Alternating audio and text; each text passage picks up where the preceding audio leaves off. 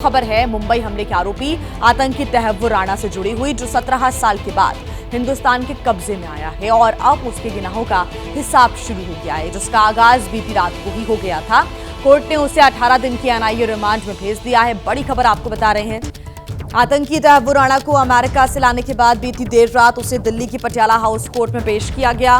Court ने उसे 18 दिन की एनआईए रिमांड में भेज दिया है। तो वहीं एनआईए ने सबूतों का हवाला देते हुए पूरी साजिश का पर्दाफाश करने के लिए कस्टडी में लेकर पूछताछ की जरूरत बताया है और कोर्ट से 20 दिन की रिमांड की मांग की। एनआईए की दलीलें सुनने के बाद कोर्ट ने फैसला सुनाया और तहव्वुर राणा को 18 दिन की एनआईए रिमांड में भेज दिया गया। जिसके बाद एनआईए की टीम उसे कड़ी सुरक्षा के बीच लेकर अपने हेडक्वार्टर पहुंची। उस वक्त मेरे सहयोगी नीरज राजपूत वहां पर मौजूद थे। एक रिपोर्ट आपको दिखाते हैं।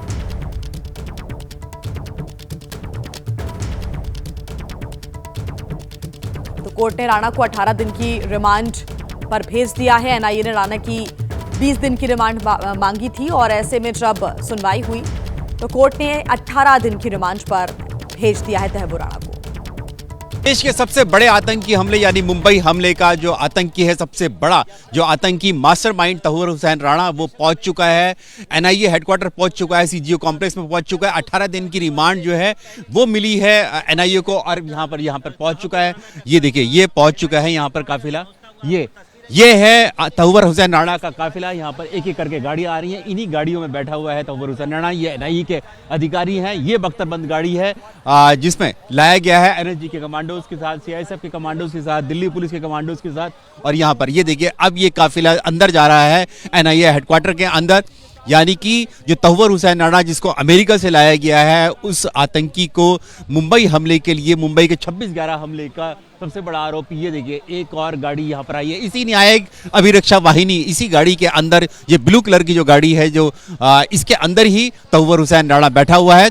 और यहाँ से अब इसको अंदर, ये देखिए एम्बुलेंस भी साथ में गई थी और कई सारी गाड़ियां सुरक्षा के लिहाज से उसके साथ थी। अब इस अंदर 18 दिन तक जो तहव्वुर हुसैन राणा वो यहाँ रहेगा इस एनआईए हेडक्वार्टर में, ताकि उससे पूछताछ की जा सके मुंबई हमले की, मुंबई के 26/11 हमले की पूरी साजिश जो परतें हैं उसको खोला जाए। उसके लिए ही ये 18 दिन की रिमांड जो थी इसकी ली गई थी और यहाँ पर इसको लाया गया, कोर्ट में पेश किया गया। पटियाला हाउस कोर्ट में पेश किया गया था, शाम के वक्त उसको किया गया था।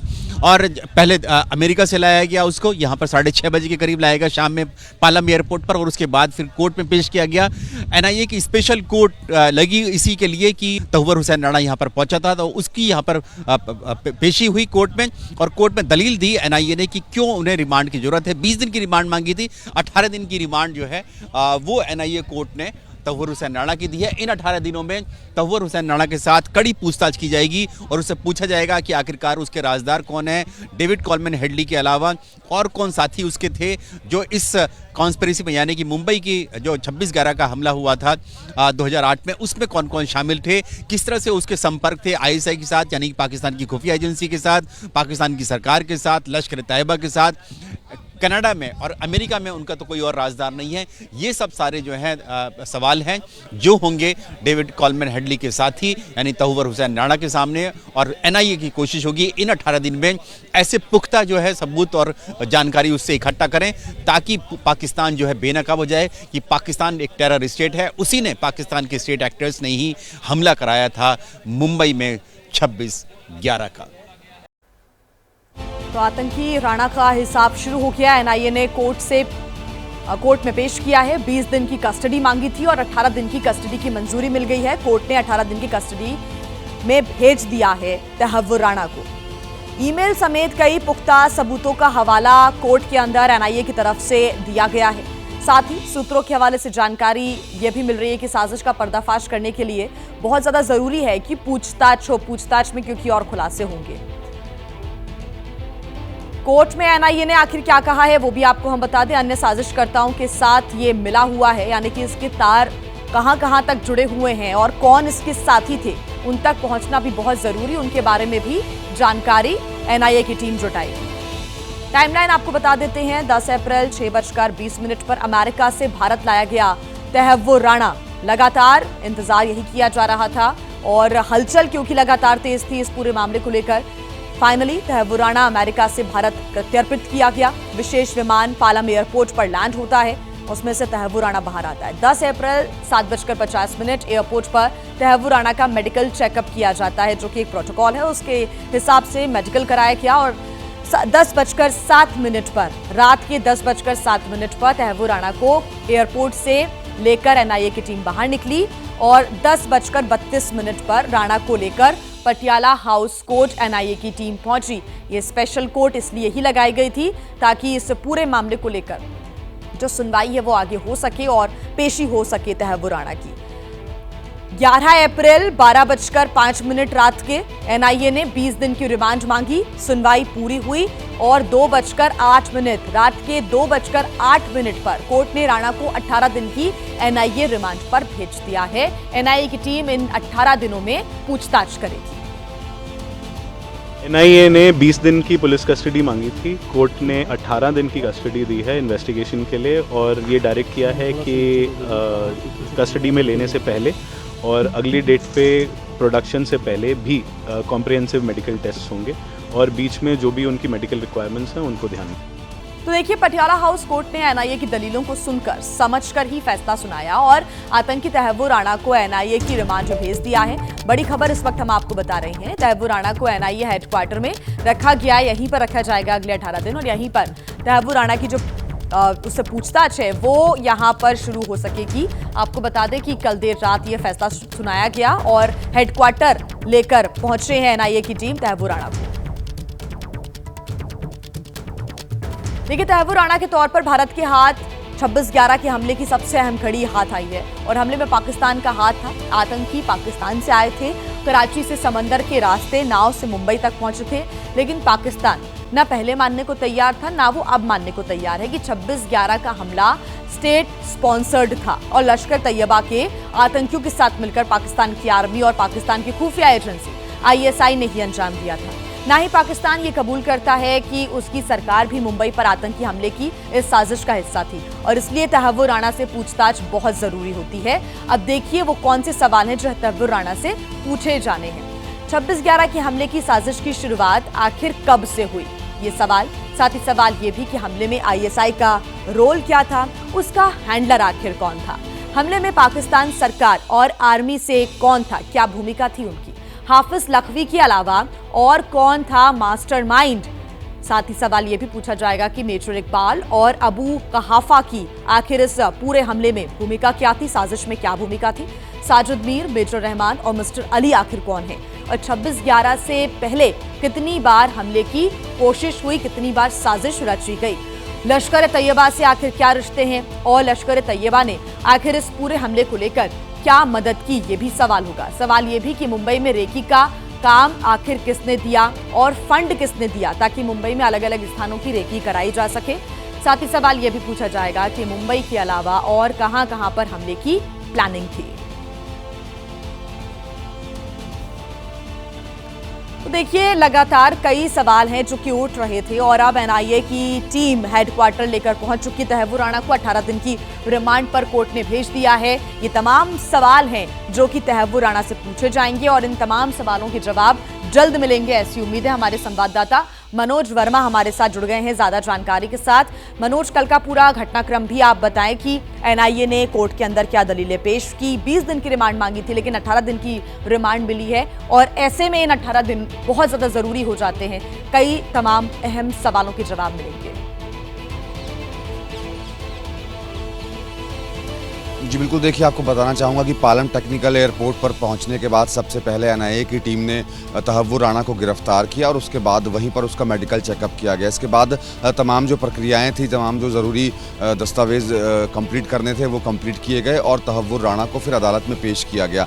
अदालत में पेश करने के बाद एनआईए की टीम ने तहव्वुर राणा की 20 दिन की रिमांड की मांग की थी, जिसमें अदालत में साफ तौर पर यह बताया गया था कि तहव्वुर राणा के खिलाफ वो तमाम सबूत मौजूद है जिससे पता चलता है कि वो भारत के खिलाफ एक बड़ी साजिश साजिश रच रहा था और डेविड कॉलमैन हेडली के साथ मिलकर के, और इसके अलावा इसमें पाकिस्तान भी शामिल है, तो तमाम सबूत वो दिखाए गए। इतना ही नहीं, ये भी अदालत को बताया गया कि जब डेविड कॉलमैन हेडली हमलों से पहले भारत आया था अपनी 8 यात्राओं के दौरान, उसने 231 बार तहव्वुर राणा से पूछताछ की थी। तो तमाम जो एविडेंस थे वो अदालत के सामने बताए गए और तमाम दलीलों को सुनने के बाद 20 दिन की रिमांड NIA की टीम ने अदालत से की थी और 18 दिन की रिमांड अब तहव्वुर राणा की मिल चुकी है। इस वक्त तहव्वुर राणा NIA हेडक्वार्टर के अंदर हाई सिक्योरिटी सेल के अंदर मौजूद है।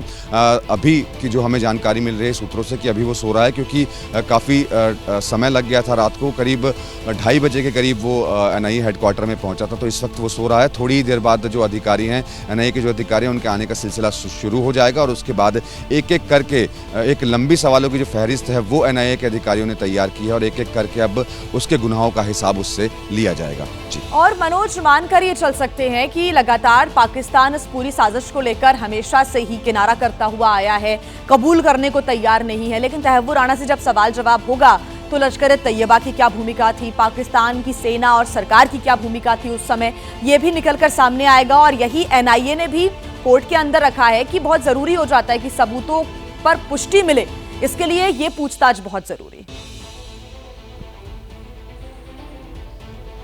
जी बिल्कुल, देखिए पाकिस्तान की हमेशा से यही बात रही है कि वो हमेशा ये कहता है कि उसकी कोई भूमिका नहीं थी, लेकिन जब जब इन्वेस्टिगेशन होती है भारत की तरफ से तो उसके जो हाथ हैं वो कहीं ना कहीं सामने आते हैं भारत के खिलाफ साजिश रचने में। और इस मामले के अंदर भी काफ़ी ऐसे सबूत NIA के पास मौजूद हैं, जो एविडेंस मौजूद हैं, उसी के आधार पर NIA की जो टीम है वो तहव्वुर राणा से पूछताछ करेगी। तमाम सबूत उसको दिखाए जाएंगे, उसके बाद उससे पूछताछ की जाएगी, क्योंकि वो ISI के संपर्क में भी था। इसके अलावा उससे ये भी जानने की कोशिश की जाएगी कि और कौन कौन से ऐसे लोग हैं पाकिस्तान में बैठे हुए जो उसकी पूरी मदद कर रहे थे, फंडिंग कहां से हो रही थी और क्या क्या इंस्ट्रक्शन उसे दिए गए थे। इसके अलावा भी जो NIA की चार्जशीट में सामने आया था कि सिर्फ यही हमले नहीं करने थे, इसके अलावा भी और हमलों की साजिश को अंजाम देना था। तो एक एक करके उससे सवाल जवाब किए जाएंगे। एक बड़ी फहरिस्त NIA की टीम ने तैयार की है और जब सवाल जवाब होंगे तब तहव्वुर राणा टूटेगा और उसके गुनाहों का हिसाब अब थोड़ी ही देर बाद शुरू हो जाएगा। देखिए, तहव्वुर राणा पर मुकदमे के लिए सरकार ने आपराधिक कानून में अच्छी पकड़ रखने वाले वकील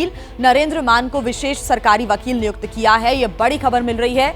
इस नियुक्ति को अगले 3 साल के लिए लागू माना जाएगा और अगर मुकदमा इस अवधि से पहले ही खत्म हो जाएगा तो उतनी अवधि को ही नियुक्ति की अवधि माना जाएगा। ये बड़ी जानकारी आपको हम दे दें। आपको बता दें कि नरेंद्र मान दिल्ली के वकीलों के बीच एक जाना पहचाना हुआ चेहरा है। 30 साल से ज्यादा उनका अनुभव है। CBI के कई मामलों में सरकार के वकील रह चुके हैं। इनके अनुभव और अच्छे ट्रैक रिकॉर्ड को देखते हुए इस हाई प्रोफाइल मामले में बतौर विशेष सरकारी वकील उन्हें नियुक्त किया गया है। तो तहव्वुर राणा को सजा क्या होगी, ये भारत की न्याय प्रणाली तय करेगी। आपको अभी से हम ये नहीं बता सकते कि इसमें आखिर कितना वक्त लगेगा, लेकिन 26/11 का दर्द जिन लोगों ने झेला है, जिन्होंने आतंक का वो नंगा नाच अपनी आंखों से देखा है, उन्होंने तहव्वुर राणा की सजा भी तय कर दी है। मुंबई पुलिस के कांस्टेबल तुकाराम ओमले को वो जाबाज थे जिन्होंने 26/11 के दिन गिरगांव चौपाटी में अपनी जान देकर कसाब को गिरफ्तार करवाया था।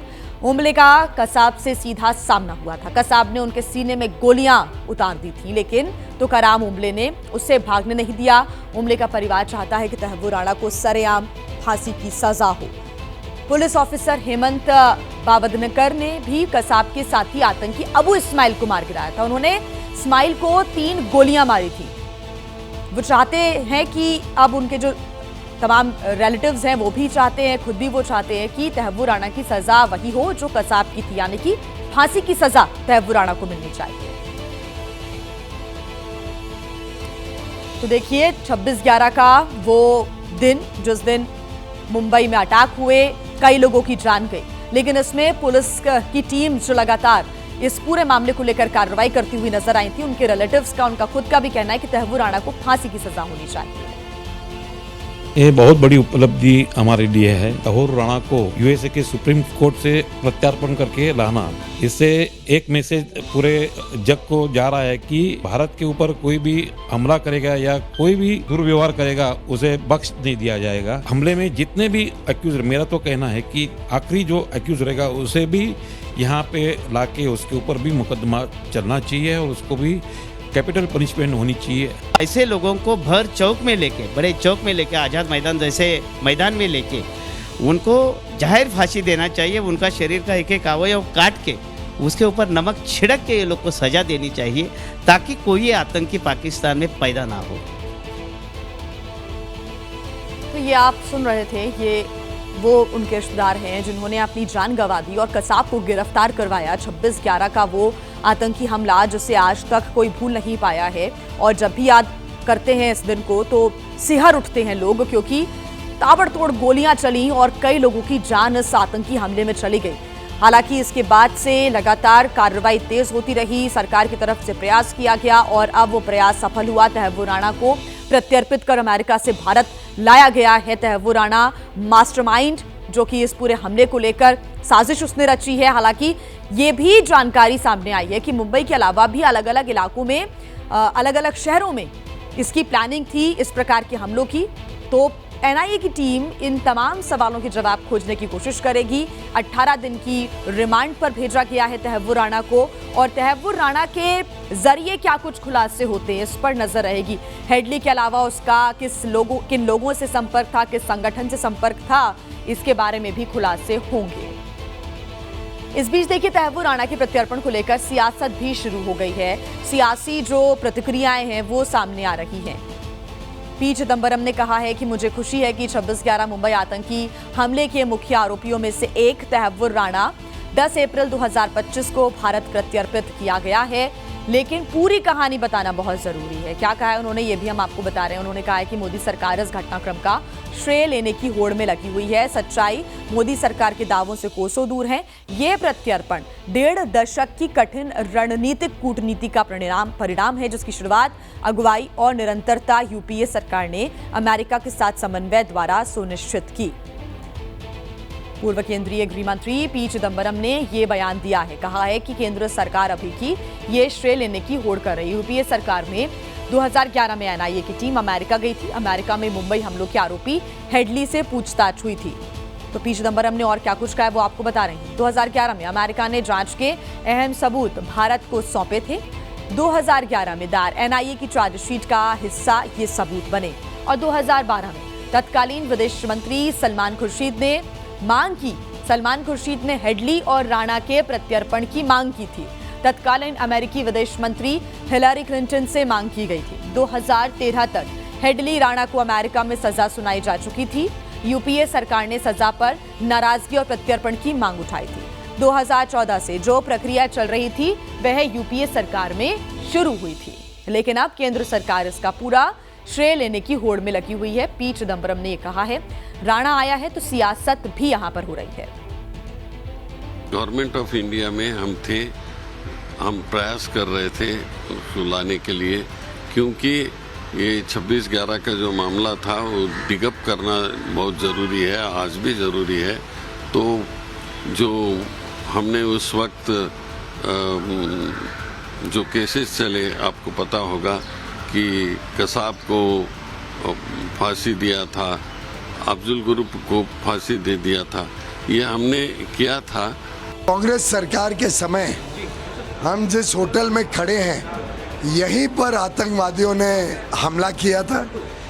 ये होटल पे लोगों की जान गई थी, लेकिन कांग्रेस की सरकार ने कुछ किया नहीं आरोपियों के ऊपर सख्त सजा दिलाने के लिए, बल्कि जो पकड़ा गया था कसब, उसको भी बिरयानी खिलाते थे। ये मोदी जी का दृढ़ संकल्प था कि जिन लोगों ने हमारे देश पर आंख उठाई उनको सख्त से सख्त सजा मिले, और आज हर भारतवासी को गर्व है मोदी जी पर। विशेषकर हम सब मुंबईकर कृतज्ञ हैं मोदी जी के कि ऐसे लोग जिन्होंने हमारे देश के ऊपर हिंसक आक्रामक हमला किया था, उनको हम भारत के धरती पर भारत के कानून के अंतर्गत सजा दिलाएंगे। तो ये अलग अलग बयान आपने सुने। इस पूरे मामले को लेकर, इस प्रत्यर्पण को लेकर सियासत लगातार हो रही है। कांग्रेस के नेता भी सवाल खड़े कर रहे हैं और ये कह रहे हैं कि यूपीए की सरकार की जो रणनीति थी उसके मुताबिक ही जो प्रक्रिया चलती आई है, इसी वजह से तहव्वुर राणा का प्रत्यर्पण हुआ है। इस पूरे घटनाक्रम को लेकर सियासत हो रही है, सियासी प्रतिक्रियाएं शिवसेना शिंदे गुट की तरफ से भी सामने आई और शिवसेना उद्धव गुट की तरफ से भी सामने आई है। प्रतिक्रियाएं आपको एक बार सुनवा देते हैं। 26/11 के मुंबई के हमले के मास्टरमाइंड गुनहगार हत्यारे तहव्वुर राणा को भारत लाया जा रहा है।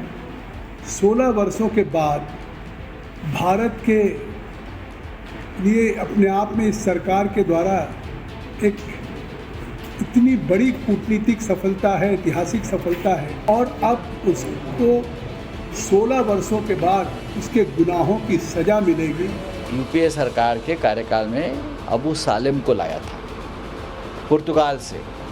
दाऊद इब्राहिम का राइट हैंड मैन था, जिसने 93 के बॉम्ब ब्लास्ट में उसका हिस्सा था, उसको भी लाया था। नई बात क्या है, ये लोग बोल रहे हैं, लेकिन वो ये फेस्टिवल कर रहे हैं, तो वो राणा फेस्टिवल बना रहे हैं लोग। अगर आप में हिम्मत है तो नरेंद्र मोदी को लाइए, वो मेहुल चोकसी को लाइए, ललित मोदी को लाइए। पाकिस्तान के जेल में कुलभूषण जाधव सड़ रहा है, हिंदुस्तान का आदमी, आपको मालूम है ना, कुलभूषण जाधव, जाकर लाइए उनको।